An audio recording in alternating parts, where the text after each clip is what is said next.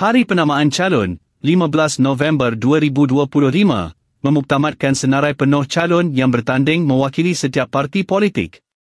PRN 17 kali ini membuka mata ramai pihak akan realiti sebenar persengketaan antara parti komponen yang membentuk kerajaan negeri, GRSPH, tidak lagi boleh dibendung.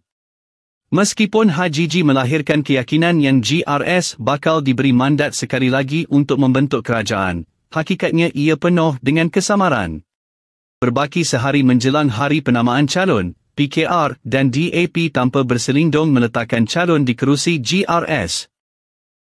Antara kerusi GRS yang disailan saat akhir oleh PH menerusi PKR termasuklah Bandau, Petagas, Moyog, Silam dan Kemabong menerusi calon DAP, Norita Swal. Manakala bagi dan Karamunting yang ditandingi BN, PKR turut mencalonkan bekas Ketua Bahagian PGRS George Heo. Drama PRN 16 turut berulang pada PRN 17 kali ini, cuma dengan sedikit perbezaan iaitu pemimpin yang tidak dicalonkan bertindak keluar parti dan bertanding selaku calon bebas kerana berasa kesetiaan mereka selama ini telah dikhianati. Mereka termasuklah Fairuz Rendan, Pintasan, Maijol Mahab, Bandau, Awang Ahmad Sah, Petagas dan Rina Jainal, Kukusan. Kesetiaan Maijol terhadap GRS hingga sanggup untuk tidak diletakkan selaku calon pada PRN 16 dan PRU 15 lalu, jelas tidak dihargai oleh HGG. HGG lebih memilih redonah bahanda berbanding membalas jasa baik Maijol yang suatu ketika dahulu bersama-sama Allahyarham Lajim membawa masuk PPBM ke Sabah hingga PHRS dibubarkan.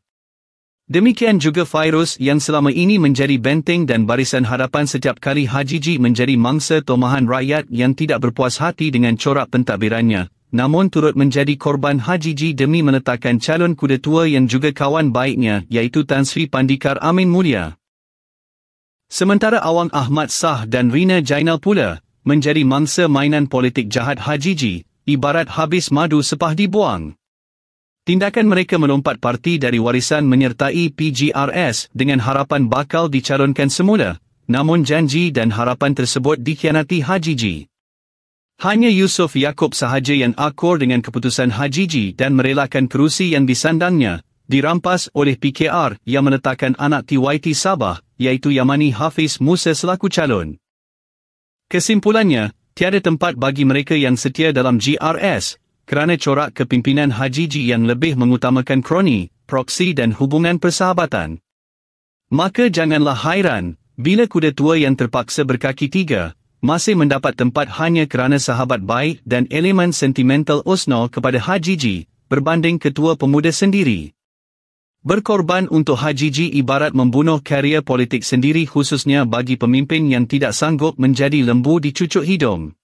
Untuk analisa politik Sabah, boleh layari di kmsabah.blogspot.com.